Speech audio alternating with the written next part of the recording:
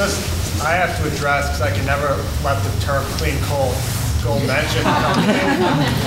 There is no such thing as clean coal. There's only dirty coal.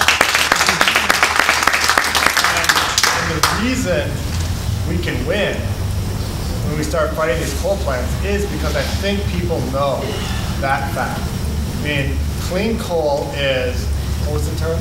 Pure, unadulterated horse manure. And that's what the fight is. I mean, people understand, right?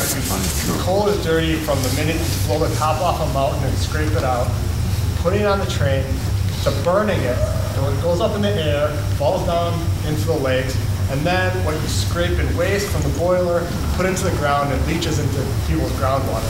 The entire life cycle is dirty. And people understand it, and once you force the utility company to deal with that, both to pay for that and to deal with the public relations nightmare of coal, the benefit, the money benefit of burning coal goes away.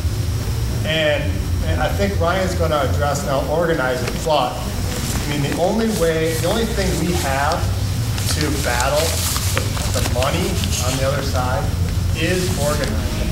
And it is people, and that is our one huge natural resource that we can mine and use in our advantage.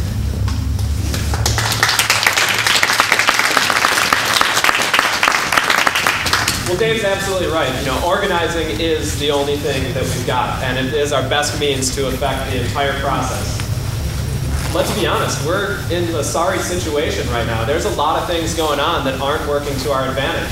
It's no secret that the federal government hasn't exactly been on our side in the last couple of years. You know, it's no secret that the state government hasn't always been on our side in the last couple of years.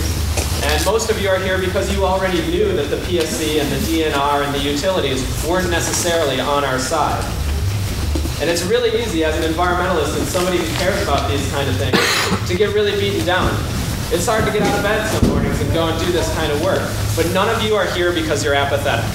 Nobody comes to Fighting Bobfest because they just don't give a darn. You guys are here because you care.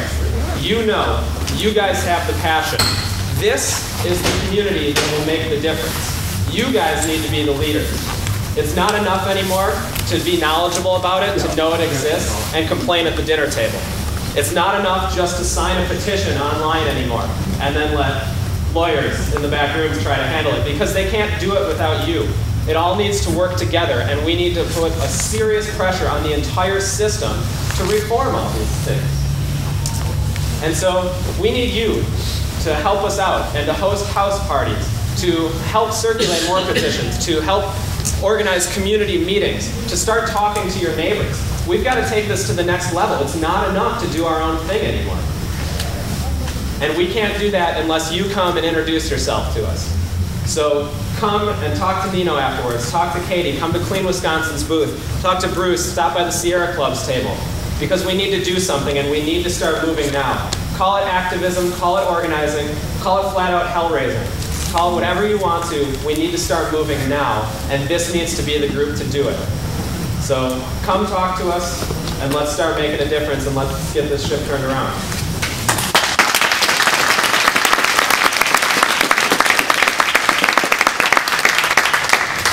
I just wanted to give one real quick example that ties both what Dave was saying, and I think a theme you've heard from a lot of us. The truth is on our side. Who knew that the dirtiest power plant in the entire state was located in downtown Madison? It's unbelievable. What power plant in the state puts out more sulfur dioxide emission that helps sear your lungs and cause acid rain and pollutes our lakes? And 25% of the athletes at Madison have asthma because of the air. Our Madison Gas Electric spends an awful lot of money on telling you what a good community company they are. If they spend a fraction of that money on cleaning up that filthy, dirty coal plant, we'd be a whole lot better off. Two hands over here. Why don't we start with you? Tom Wilson with Northern Thunder. I really appreciate Nino's perspective on the systemic problems we have in reforming the government, the PSC, and everything else, and certainly the call for the local battles against ill-conceived projects and things like that is also absolutely critical. To me, though, the most important thing right now is because of the work of so many people across the state, we got the energy bill passed last year, which is restoring the money plus more towards the public benefits, conservation, renewables programs in the state. But as we speak now, the PSC between now and July 1st is going to be deciding what programs and how this money is going to be spent and how we are going to create these alternatives to polluting power plants and new power lines. How is it that how do we, under the present system, have impact into this planning process so we get programs that really work, support the renewables, support real conservation programs, and don't end up as just some sort of PR thing for MG&E or public service? Excellent point. When the Reliability Act 2000 was passed, which created APC, the trade-off with the environmental groups, consumer groups, was to create a public benefits program, which was roughly $100 million a year that we'd apply statewide to energy conservation, energy efficiency programs. And lo and behold, unfortunately, when this governor took office to balance the budget, he took that money. Now that's ratepayers' money. You pay for that on your utility bill. So he took that money and transferred it to balance the budget with smoke and mirrors. And so did his predecessor. The same game was played. They did that 2 bienniums a year.